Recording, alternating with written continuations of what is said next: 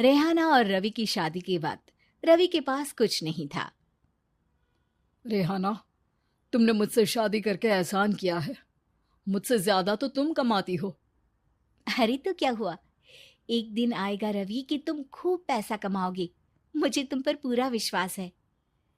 रवि और रेहाना खुद को स्टैंड करने के लिए पूरी मेहनत करते। रेहाना, मैं नौकरी नहीं करना चाहता हूँ। तो कोई बात नहीं, मैं नौकरी करके घर चलाती हूँ, तुम बिजनेस सेट करने की कोशिश करो। एक दिन रेहाना, तुम जानती हो, मैंने जो विज्ञापन बनाने वाली कंपनी खोली थी ना, उसे बड़ी ब्रांड का ऑफर आया है। अब हम लोगों के दिन ब्यारे न्यारे हो गए हैं।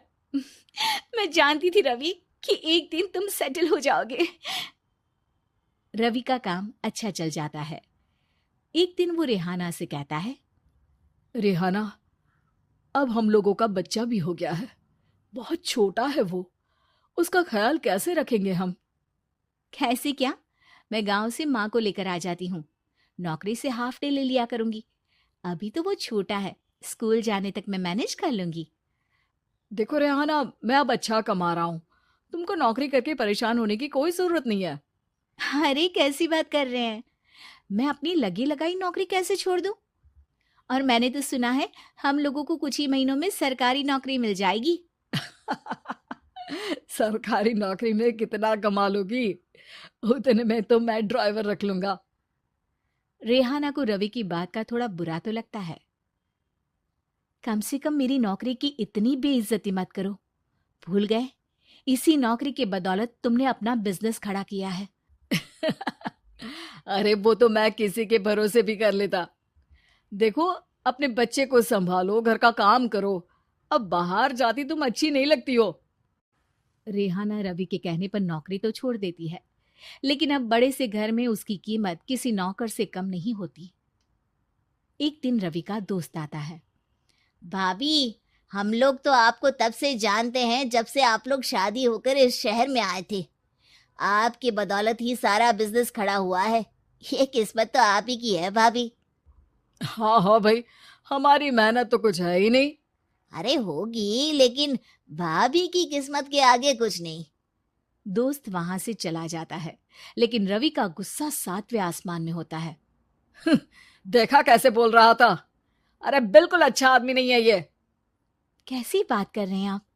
प्रशांत भैया तो बहुत अच्छे इंसान है रवि। कैसे उन्होंने हमारे मुश्किल वक्त में हमारा साथ दिया था।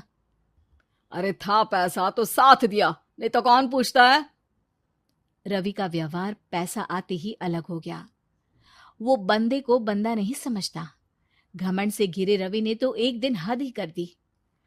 रेहाना, मैं अब तुम्हारे साथ नहीं रह सकता हूँ। क्या क्या बकवास कर रहे हो रवि? क्या कहना चाहते हो? और क्यों नहीं रह सकते तुम मेरे साथ? देखो, मुझे कोई और पसंद है, और उसने साथ रहने पर बस यही शर्त रखी है कि मुझे तुम्हें तलाक देना होगा। रेहाना, जो कि एक स्वावलंबी महिला थी, उसने बिना देर किए रवि को कह दिया, कोई इश्यू नहीं, मुझे पैकिंग में 4 दिन का वक्त लगेगा, लेकिन तब तक मैं तुम्हारे साथ नहीं रहूंगी। 4 दिन के लिए तुम कहीं और शिफ्ट हो जाओ, मैं घर से निकलूंगी तो बता दूंगी। रवि घर छोड़कर चला जाता है। रेहाना को दुख होता है, वो रोती है, लेकिन व्यवहार से स्ट्रांग रेहाना को पति के वापस आने का और उसे सबक सिखाने का पूरा भरोसा था।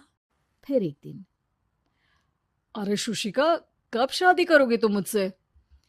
यार मैंने तो सोचा था तुम शादी से पहले मुझे विदेश लेकर जाओगे, महंगी कार दिलाओगे।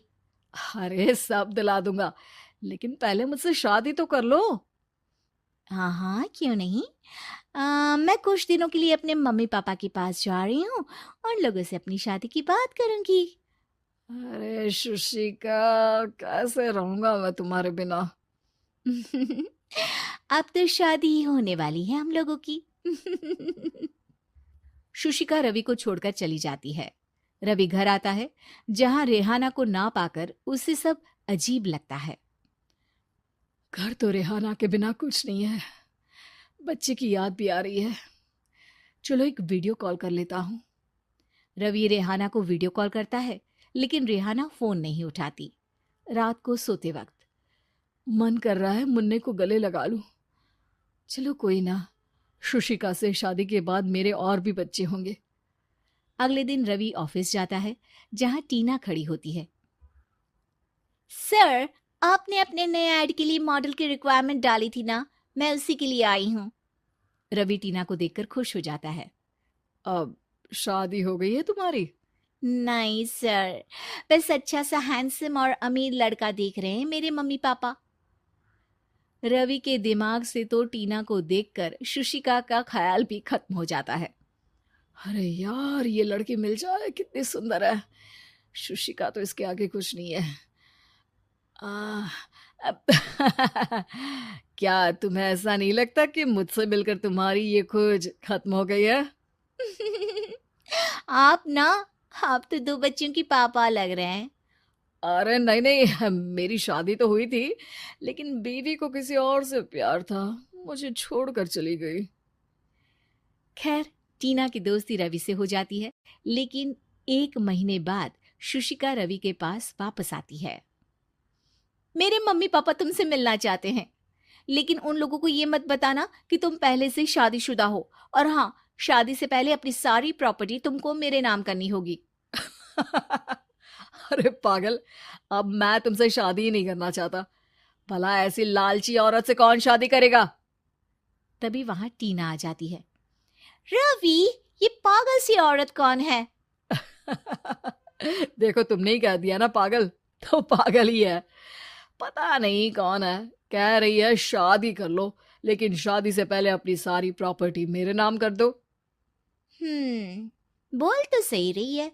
वैसे तुम जानती हो, मेरी एक सहेली है, उसके पति ने उसे पैसा आते ही छोड़ दिया, जबकि उसको खड़ा करने वाली ही मेरी सहेली थी।